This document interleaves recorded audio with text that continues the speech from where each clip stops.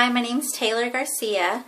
I go to OC. I'm studying nursing, hopefully get my associate's degree in nursing so that I can be an RN and then move on to university to get my bachelor's degree. I attended Lake Highlands High School in Dallas, Texas. I graduated in what seems like forever ago in 2004. It took me a while to actually get back to school, so now that I'm back in, I've been really focused on school and, trying to get my education since it took me so long to go back. I now realize how important my education is. I'm a new mom. I have a 4-month-old daughter, and her name is Logan. She's one of my biggest motivations to do better for myself so that I can do better for her. And also, how am I going to tell her to go to college if I didn't go to college? I don't want to be a hypocrite, and I want to lead by example for her. My favorite foods, let's see, I love chicken. Anything chicken I will eat. I don't care how it's cooked or made, I just love chicken. Favorite movies, I love like superhero movies like Avengers and Batman and I guess blockbuster movies. I love those big movies that come out. Favorite music is country music. I listen to a little bit of everything though, but I do mainly listen to country music. I have 3 dogs. They're crazy, but they were my babies before my baby came along. And I guess they still are my babies. I have a little Chihuahua. He's very yappy. And then I have a miniature pinscher, and he's very laid back. And then I have my boxer, who thinks he's a lap dog. So he's always trying to sit in my lap, and he's too big for that. He loves my daughter. He's always trying to cuddle up to her and lay with her and rest his big head on her little body, so I have to watch out for that all the time. But she loves him, and she thinks he's funny. She's always laughing at him. Let's see. I work at DaVita RX. It's a mail-order pharmacy for dialysis patients. I'm a pharmacy technician there. I work 40 hours a week, so I'm full-time. And I go to school, and then I have my daughter, so I have a pretty busy day. Let's see. What I hope to accomplish in this class is to be able to get over my fears of public speaking. I don't know how well that's going to work because I'm a very shy person, just naturally. I hate being in public. It makes me nervous and fidgety and all clammy, and I just can't help it. It's just the way I am. Let's see. Places. I've only been in the U.S. I've never traveled outside of the U.S.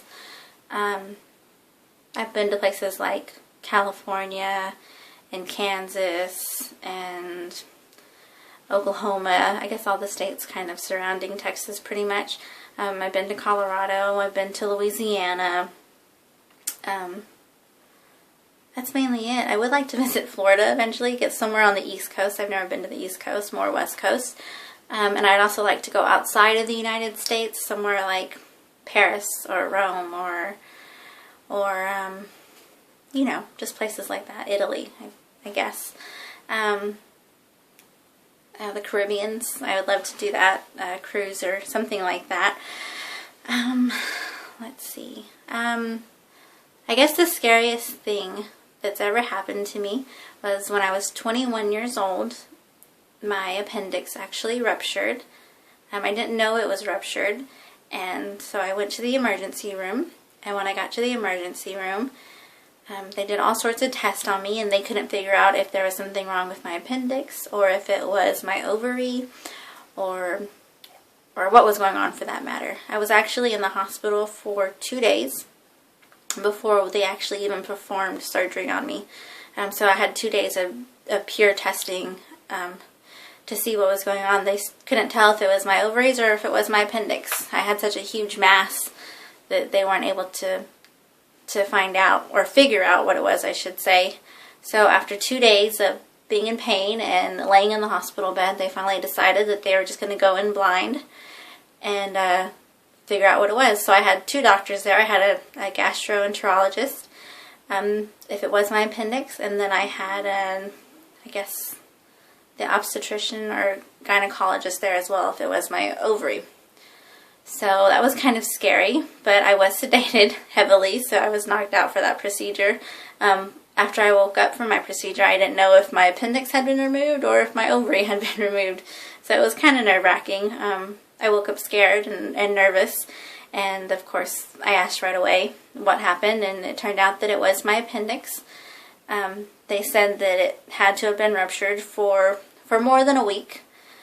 They said that there was a huge mass around it, and that I was lucky to be alive, but that lucky for me that my body contained it in that area. But I did have a lot of infections. I ended up with E. coli and several other not so fun things, and I was in the hospital for another 2 weeks.